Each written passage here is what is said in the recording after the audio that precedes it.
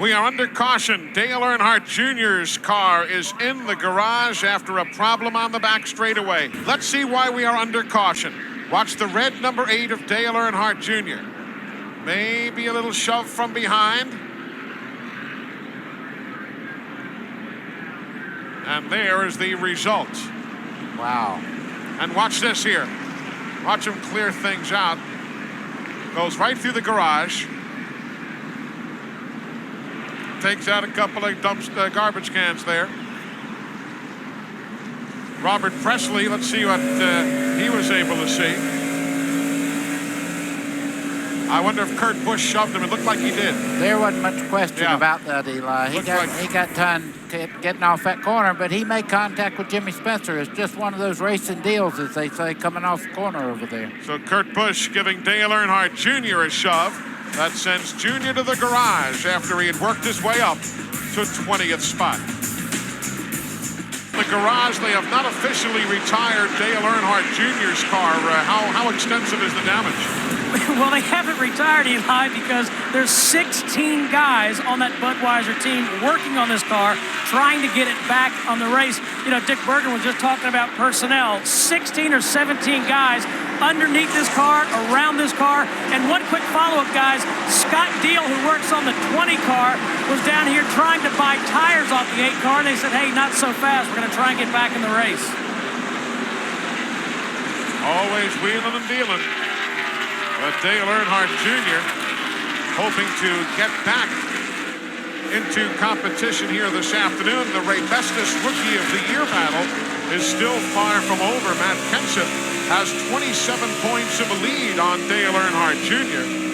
He'll really pad his lead on Dave Blaney today because Blaney will finish 42nd. But that's why you want to get back out there for the Ray Bestis Rookie of the Year points. Kenseth and Dale Earnhardt Jr. still very much in a pretty strong battle. Kenseth right now running in 17th spot. In the garage area, let's get an update on Dale Earnhardt Jr. Well, the crew is still working very hard on the car. Dale, what happened? And I guess secondly, can you get back in this race? Or do you want to? Yeah, I don't know if I want to, but we're gonna try and fix the Budweiser Chevrolet. We got a little help from Kurt Busch, but I know he probably didn't mean to do it, so it's cool. I won't go back out there and try to kill him. But had a good run. Thanks, Dale. What a comment. He said, I won't go back out there and kill him. Holy cow. Nothing else to say other than we will be back to Rockingham right after this. Let's talk in all seriousness why some tracks are abrasive. As you see Earnhardt Jr., remember he was tangled with Kurt Busch earlier. Let's see here. He said he wasn't going to come back out there, but he got the car fixed. I tell you what, Earnhardt Jr. is having to hold on for dear life in the 8 car. It's pretty wicked right now after being wrecked. Payback's is so hard now because there's a camera on everybody that anybody thinks might be due for a thing like that. So I'm sure Earnhardt knows our camera's on him right now, and probably a lot of still cameras around the racetrack too.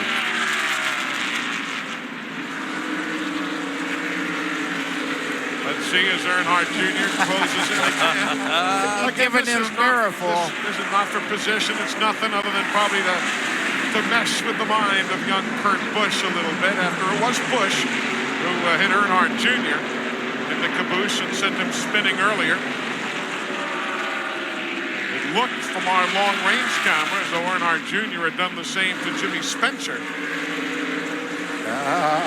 First, you know, if Busch gets a little wiggle there and Earnhardt doesn't hit him, I guess that's okay, huh? Intimidating Jr. Well, he's making Busch think about it. I guarantee you see those that. green numbers, by the way, in the rundown. Anytime you see a green number or green speed, that's a driver who's going faster, like Jarrett and Park, going faster than Jeff Burton right now. No. He's just messing with him. Yeah. I think you're exactly right. He is just messing with him. Very effectively messing with him. We're at lap 301. And we're staying with this, folks, because everything for the moment is settled down. Now you got a quick look there at the lead, but this has been most intriguing here. Again, it was 97 Kurt Busch who got it to Dale Earnhardt Jr. earlier and sent Earnhardt spinning and basically out of contention for the day.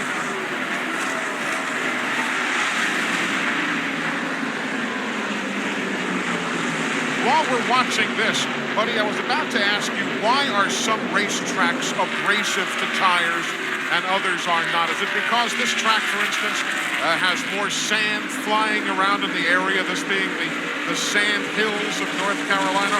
Why this track and not others? Well, certainly the sand has they call it sand hills, and you do have a lot of sand, but you also have a different surface at most racetracks. Talladega, for instance, is a different surface. Wow, I'm telling you what. I'm watching this with one eye and trying to answer the question. But Talladega is different than, say, Daytona as far as the grip you have on the racetrack. Every racetrack has a different formula. Here, it's very abrasive. You go down there, it's almost like sandpaper in the corner, and it really works on the tires. Rockingham, one of the toughest. Darlington, another. Very abrasive racetrack. Check on Dale Earnhardt Jr., who will make a pit stop here to the delight of Kurt Busch after their wild racing there moments ago. Lap 315, Earnhardt Jr. pits.